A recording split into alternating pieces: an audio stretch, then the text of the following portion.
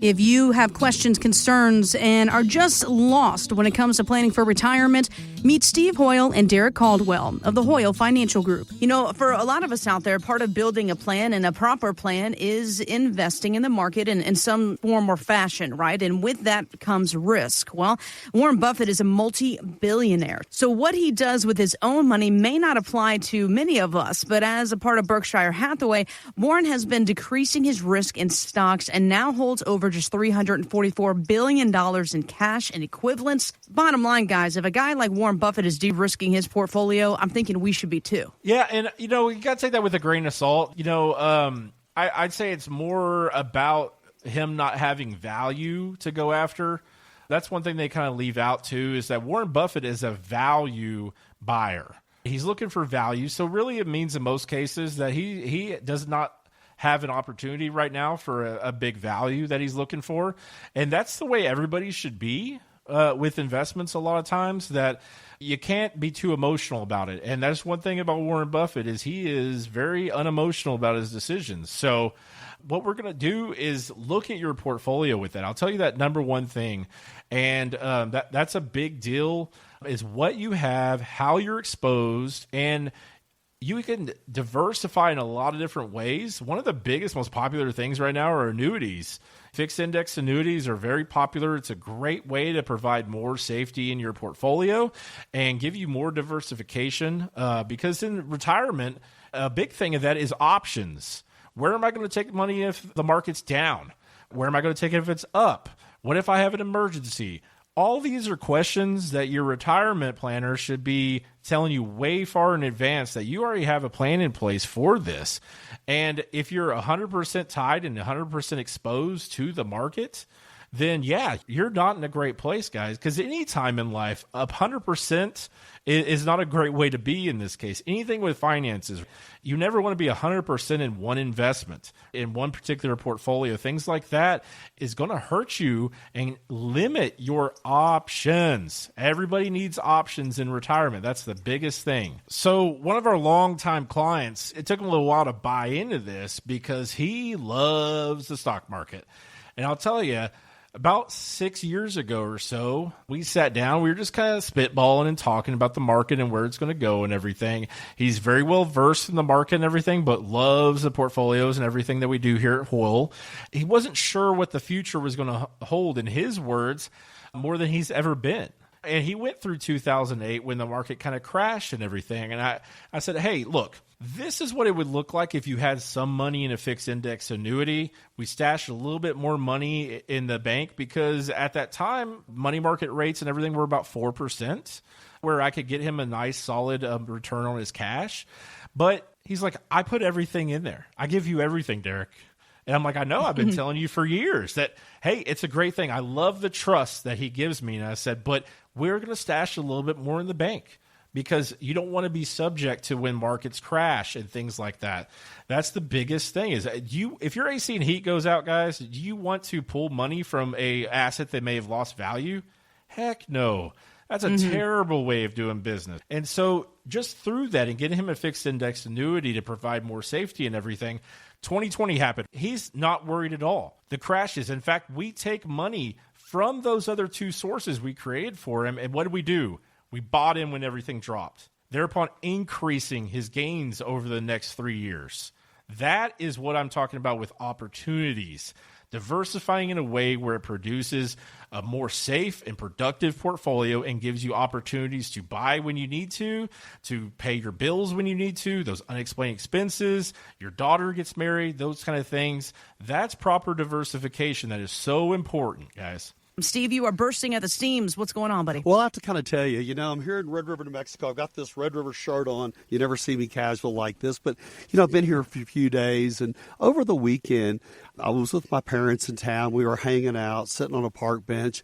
And I ran into one of our clients, and they had their grandkids, and they introduced them to us. And, it really brought back what they said when they first came to Hoyl and talked to us. He said, I want to do something for my grandkids, and he was a year away from taking his required minimum distributions.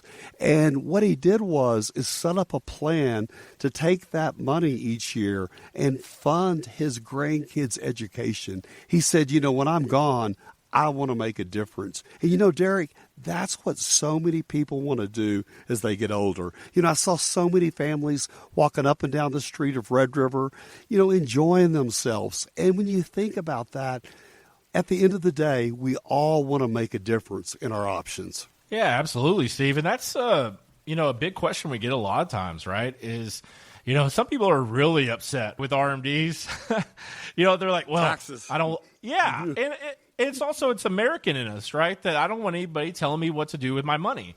Well, we go through that where it's still part ownership belongs to the federal government. So they have rules in place for that. Now, if you pay the tax man off, you could do whatever you want to at that point with it. But until then, you have to take those RMDs and everything. But the biggest thing is you don't have to blow it. And a lot of times that people look at me and they're like, well, what do you mean? Well, look, if you're living great, you have great income and everything like that, what about reinvesting it, right? That's number one. You could always just reinvest that in a different type of account that's after tax. Okay, great. So you can also do charitable contributions, right, Steve? Absolutely. If you already do charities and things that you give money to, use your required minimum distribution to pay those. It's a tax write-off for you, and you could take care of the charities or maybe add some charities that you haven't had enough money to do that with before. You can also, funnel it into 529 plans for the grandkids or car funds. I'm a car guy, so you asked me the first thing. Even though I'm a financial advisor, I'm like, I already have 529 plan. Let's not talk about that. Let's talk about what kind of car my kid's going to drive, right? And my wife's like, don't forget it needs 17 airbags, so it's going to be nothing you would ever drive, right? And so, but that's just fun for me, and it's exciting when you see grandparents too get involved in grandkids' life and everything. Because I'll tell you right now, my parents and my in-laws do things for my kids that they would never have done for us, right? And Steve, you're a grandparent. It's grandparents' prerogative is what I call it, right? Oh, it's crazy. Yeah. If you want to load them up with sugar and then bring them back, that's how it goes. But my parents have started to put money into my kids' 529 plans and everything because it's very important that they go to college too for them. But I went to college and my dad was like, by the way, how are you going to pay for this? Good luck. Yeah. Yeah. So I'm sitting there going, really? But Derrick, I think that's what we've been doing for the last 30 some odd years is helping people figure out what phase of life they're in and what their options look like, and then figuring out what option is the most important and running with it. That's where the difference really happens. When people come to see us, they sit down, they put a plan together, they figure out their future, but then they figure out their family's future. You've got time, if you don't have a plan, to sit down and make you, if you have a spouse, your spouse and your family the most important thing. So when you eat turkey at Thanksgiving coming up, you have it in place. So I want to challenge you today to think about what you've done for retirement, what you've done for the future of your family, and really get serious and partner with us. It all starts with a phone call. But, we talk about client stories. What I want you to know is we want to know your story at Hoyl Financial. And something else I want to point out here, you mentioned, of course, the RMDs and helping pay for college. And, of course, what you're talking about, Steve, finding your direction, right? And essentially, Steve, what you guys are doing is bringing up a lot of topics and ideas that other financial advisors do not bring up. Case in point, this RMD to use for, education. Yeah, absolutely. And we're very holistic here. Steve designed this firm because of all these questions he's heard over the years. Yeah, if I don't know the answer, we're going to partner with somebody, or I'm going to get that answer for you. Whether it's taxes, whether it's wills, power of attorneys, legacy. Like, we have partners throughout the Panhandle, all over Texas, that if we need to get you in touch with a lawyer or accountant or whatever it may be, we will find you answers. And we have to be versed in things like Medicare and Social Security and everything, because we hear all the time, even today, years after we started doing this, that hey, my advisor told me to hang in there, the market's down, or I don't really do Medicare, go talk to a Medicare guy, or I don't really want to talk about the taxes parts because of this, and this, or whatever. Like, if you don't get those answers that you're looking for, guys, quite frankly, guys, shame on them for at least not providing alternatives for you and finding you a place to get your answers. Because what most people do is they get defeated, and I didn't get the answers I need. So they go and they sit at home and they just hope it all works out. Well, Steve, what's that thing you say all the time? Hope is not a plan? That's right. Hope is not a plan. But, Derrick, case in point, one of our favorite clients, she's a retired educator. She's been saying, Stevie, we need to figure out my Social Security. I said, let's get it done. And so, she called up and then she called me back. And for 2 weeks, we did the Texas two-step, as I like to call it, taking 2 steps forward, analyze it, step back. She got different answers. And all of a sudden, with Biden's rule where it changed, let me tell you, when she called me and she had a $10,000 check in her hand for some back Social Security, she was like, I got to save this. I'm like, no, you need to spend this. She's one of our very few clients. You need to travel on that money. She is good with money, I'm telling you. But you know what? What we do is we partner together. So the next client that comes along, we learn from that so we can take those tools from our toolbox and help you. We were talking about taxes a few moments ago with the RMDs and what have you. And taxes is kind of an interesting conversation, especially these days with all the changes coming our way. So how do you plan for taxes? Are you one of those, well, April 15th is the frame of mind that I have, or does it go beyond that? Well, here's wealth manager Jeffrey Levine on Decoding Retirement podcast. Another common mistake I see individuals make is focusing too much on their annual taxes and their annual tax bill and not enough on what I call their lifetime tax bill. When it comes to good tax planning, it's not about giving anybody the lowest tax bill in any one year. It's looking at their lifetime and trying to figure out how to pay taxes over that extended period of time such that the total of those taxes over your life is as low as possible. All right. So, Derrick and Steve, does this match your view of, tax bracket management? Give me some examples here. Yeah, I think so. I mean, it's one of those things that, especially with retirees and annuities, we see it a lot, or CDs, things like that. But annuities are kind of one of the biggest things there that we see where anytime you could defer money, what do people do, right? They continue to defer it. We see a lot with IRAs or 401ks. Just like we talked about a minute ago that nobody wants to take out their RMDs, right? I don't want to pay the taxes on there. But there's implications down the road, especially for kids and things like that, where they talk about inheritance. How are they going to inherit your money? Well, if it makes sense for you to pay 12% today, right? Let's say somebody's in a 12% tax bracket and you have $2 million in pre-tax funds. But your kid is a doctor, or he's a successful business owner, or your daughter is a veterinarian, or whatever case may be. They're probably in a 24 to 33% tax bracket. So if you pass away and you never wanted to take any of those taxes out and pay those taxes and everything, then the government is getting 20% more of your money. So if you pass away, your kids are then inheriting that, and they have 10 years to drain those accounts, which means they have 10 years to pay taxes on $2 million, guys. And most likely it's going to throw them into even a higher tax bracket than they're currently in.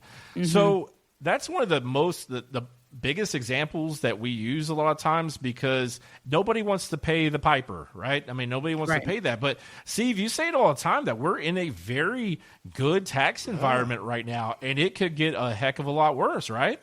But, Derrick, I mean, so many of our clients, we've helped Roth that money. They have an extra 4% of money they can pay taxes on this year, start Rothing that money so they have tax-free income. You just owe it to yourself to sit down and look at a Roth strategy and how your taxes can be so much less in retirement. I mean, it's the long-term strategy. It's not the short-term strategy, as he said. I 100% agree with that. And Steve, I want to make sure I'm following here with our listeners as well. When you say Rothing that money, do you mean what, taking the taxes now or not? What do you mean? What we mean is start paying the taxes on your retirement monies. Get those taxes out of the way. we have some programs that we can really show you how you can do that systematically, maybe over 3 years, maybe over 5 years, over 10 years. But when you retire, then all of a sudden your Social Security doesn't have to be taxable. And I know right now if you're under certain levels, your Social Security won't be taxable. But for a lot of people, their Social Security is going to be taxable. But a tax-free strategy just makes sense. But you have to plan for it. You know, that guy that came to see us, Derrick, he talked about if he had 10 years. You know, having 5 years, you can make a substantial difference in the tax in the future, don't you think? Yeah. I mean, it's night and day difference, guys. But I tell everybody, too, if I can save you $10, and when I say save you $10 from the government, right? We work 40, 50 years of our lives, and we pay our fair share into the government in taxes and everything, and rightly so, right? I mean, there has to be some sort of taxation, but our whole objective is to pay the least, right, as individuals. But you've been doing that for 40, 50 years, guys. If I said I could save you $10 right now, you have $20 in your pocket, and I can either take the 20 or take the 10 from you, you'd be happy that I just took $10 from you. I mean, even that simple concept, it makes more sense than ever that we need as much of our money as we can possibly utilize in this world, right? Between groceries and gas and everything else continuing to go up, that even $10 can make a difference. So if I told you I could save you $10,000 a year in taxes, wouldn't you be a happy camper? Don't just sit there and pay that bill. You know, give us a call today. We will do a custom tax analysis for you and go over your taxation. And when we do that, we're not looking just at today. We're not looking at tomorrow. We're looking at what you're going to do from this year all the way up until the good Lord takes you. If you'd like to sit down with Steve and Derrick or a member of the Hoyl Financial Group, visit retiretexasstyle.com. Investment advice offered through Hoyl Wealth Management, a Texas-registered investment advisor able to provide investment advice in states where it's registered, exempt, or excluded from registration. Content contained herein should not be construed as an offer or solicitation for investment advice or for the purchase or sale of any security, insurance, or other investment product. Investments involve the risk of loss, including possible loss of principal. Please consult with a qualified financial, tax, accounting, or legal professional before implementing any ideas or strategies discussed here. Content provided is obtained from sources believed to be reliable but cannot be guaranteed as to its accuracy or completeness. By contacting us, you may be provided with information about insurance products, including annuities offered through Steve Hoyl, Texas Insurance License 716036. Annuity guarantees rely on the financial strength and claims-paying ability of the issuing insurance company. Read your contract for restrictions, limitations, or penalties. Steve Hoyl is not licensed in all 50 states. To find out if Steve Hoyl is licensed in your state, please call 806-371-9473.